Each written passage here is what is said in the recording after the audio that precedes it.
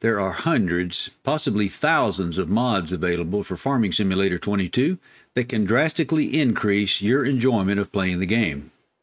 Some mods make gameplay more realistic, or should I say difficult, and some make your life a lot easier. This video will show you 10 mods that I believe will make your life a lot easier. All of these mods are available on the Mod Hub for PC, and you don't have to go to any third-party websites to get them. Hello and welcome to the Farm Bubba channel, where we help you learn all you need to have fun in Farming Simulator 22. Be sure to check out the Farm Bubba channel homepage for more videos, and while you're there, you may as well subscribe to the channel and ring the notification bell to be notified when a new video is posted. Time codes are listed in the description below where you can go back and replay a particular chapter of interest, and please leave a comment to let us know what topics you would like to see in a future video. Alright then, let's get going. The first mod we want to look at is called Game Saver.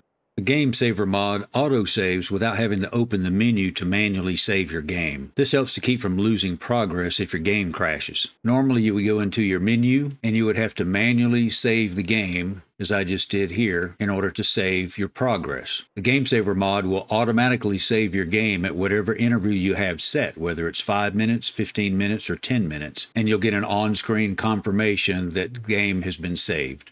We'll be able to see an example of an autosave as we go through this video. The next mod we'll look at is called Full Refund. Full Refund allows all of the placeable items that you put on your map to not decrease in value over time. As an example here, if we place this shed, it normally costs $10,000.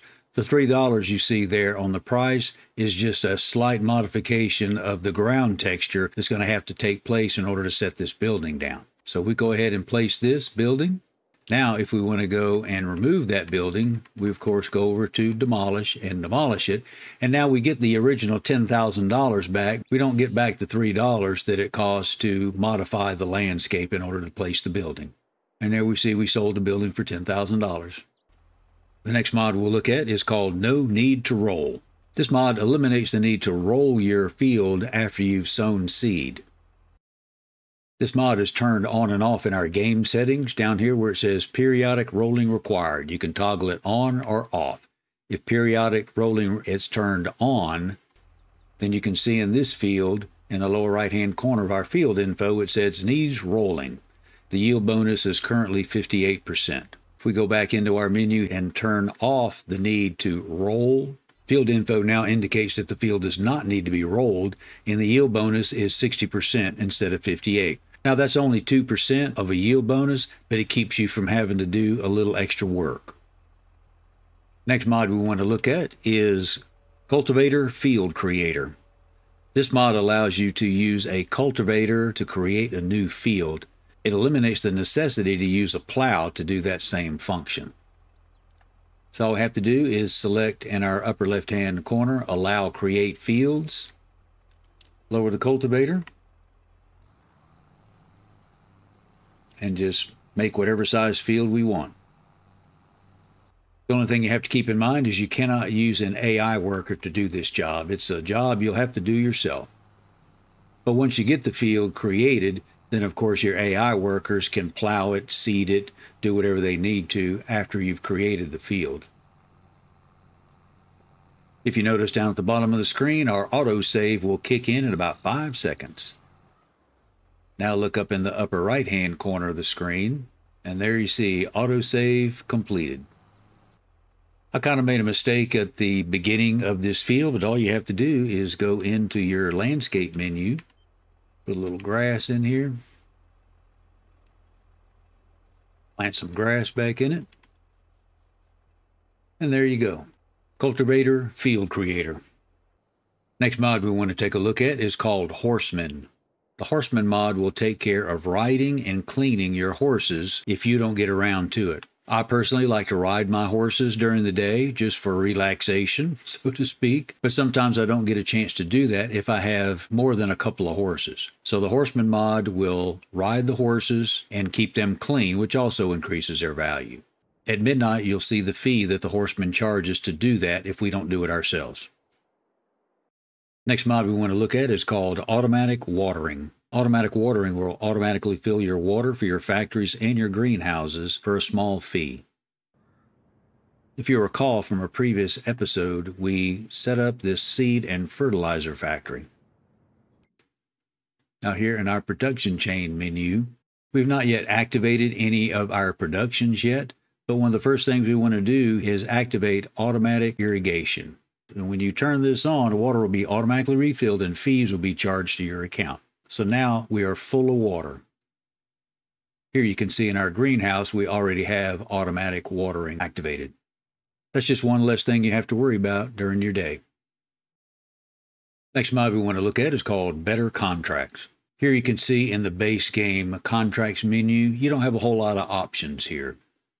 There's a few contracts here that we can select, and there's nothing else that we can really do besides refresh or accept a contract. As you can see here, once we've activated our Better Contracts mod, we have this Details tab down here where we can get a little more information about this particular contract, such as how much fertilizer it's going to take and about how long it might take to work this contract. We also have this additional Contracts tab that gives us a few more setting options. You can change your standard reward. Mowing and baling contracts, you can do the same thing. Your lease costs can be decreased or increased as well. The number of active contracts can be changed. This is the standard amount that you have to deliver in order to complete a contract for either harvesting or baling. You can also instantly ferment silage bales. And on this lazy farmer option, if you turn this on, you can now activate all of these processes here to where farmers don't necessarily do all of their harvesting, sowing, or plowing and fertilizing, and you can get more contracts this way. You can also make contracts a little more difficult to work, which I'm not sure why you'd want to do that, so I usually don't do that. But I do like the field purchase discount. I have that activated, and I've bumped this up from, I think the standard is about 5%. I've bumped it up to 10%. So if I do a contract for a particular farmer, later on, if I want to purchase that field, I'm going to get a discount. So there are a lot of options you can explore here in your Better Contracts mod. Next thing we want to look at is Workshop Trigger. Most of the portable workshops that are in the mod hub require that you pull up into the zone here, hop out of your equipment, open the workshop menu, and manually repair your equipment.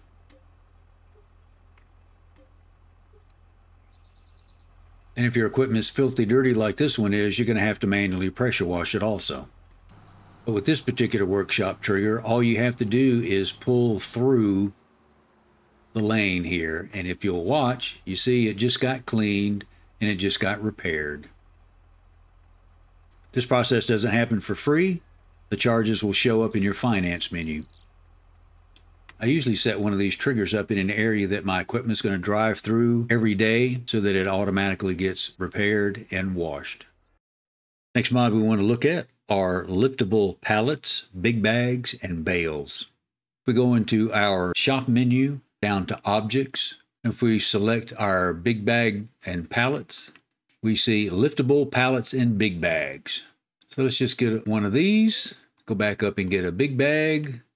We can go ahead and get one of these too.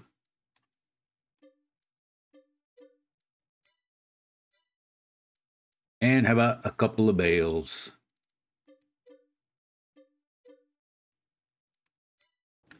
And here at the shop, here's all the items that we just purchased. Now all we do is come up to one of these objects. You see the little hand symbol that appears as you get close enough to it. Then all you have to do is just hit the proper key to pick this item up. Bring it over, line it up, and load it up. Some people may call this cheating, instead of using a forklift or any other sort of a telehandler or something like that. But I just consider it as time saving. And there you have it, liftable pallets, big bags, and bales. And the last mod we want to look at is a lot more complicated than the other mods, and it is called Easy Development Controls. Easy Development Controls were mainly designed as a testing tool for mod and map makers, but it's a great tool for setting up your own game, your own farm, or customizing things to your style of gameplay. So once you have the mod downloaded and installed, if you hit your F12 key, the first category we see are general settings. Here you can add money, you can remove money, you can set a certain amount of money if you want to. You can turn on extra time scales. You can also turn on flight mode, turn on the HUD visibility, and make sure that you have HUD input turned on. You can also have delete objects turned on. We'll demonstrate that in just a little bit. You can also teleport your player or any equipment that your player is in at the moment.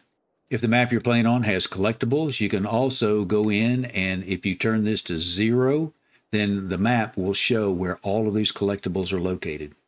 The next screen is player mode, where you can turn on or off super strength. You can also set the running multiplier, which will affect your running speed and your flying speed when you're in flight mode. Then be sure to turn that on. And there's also objects and field types, which we're going to go over in a little bit because there are a lot of features here that really come in handy. Your vehicles, I don't do anything with the vehicles because I'm not sure what a lot of this does actually. The same thing with placeables. I guess you can add or delete placeables on here.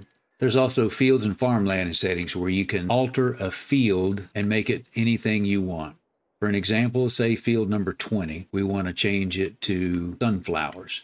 And then you have various growth stages. We're going to set a growth stage of about 6. You can select your ground layer. As an example, if we set fertilizer, then we can fertilize at 50% or 100%, whether it's plowed or not, whether we have weeds on there or not. Select whether this field has been limed, whether it needs rolling or not, whether stones are present on the field in various states. But once you get all of those things selected where you want to, you hit confirm, and then down in the lower left-hand corner, confirm and close. And there we have our sunflower field. This is handy if you're setting up a farm or a game and you want to shortcut the system a little bit and just establish a field so that you can harvest it or something like that. You can also set your environment, select the month that you want, the time of day, set the weather, and then the help menu has general information about what all of these things will actually do for you. If we go back into our Easy Development Control menu again, down here in the Delete Objects input, if we turn that on, now we can come in and delete objects. I use this to delete trees that I don't want in the way. Just press your delete key and these trees are gone. As an example, if I wanted to clear this little area in here and plow it into a field, I've got to get rid of all the trees first. So you can come in here and cut them all down, or just use your delete objects and go in here and delete all these trees. It's a little tedious maybe, but it's not as difficult once you get the hang of it. Next thing we can do is teleport a vehicle or a person. So if we hop out of this vehicle here, go back into our menu and teleport a player. All we have to do is hit that, select the location that we want to teleport to, click on it once, click on it again, and that's where we end up. There is a caveat to this if you're in a vehicle. Now it says transport vehicle. So if we transport our vehicle over to our farm,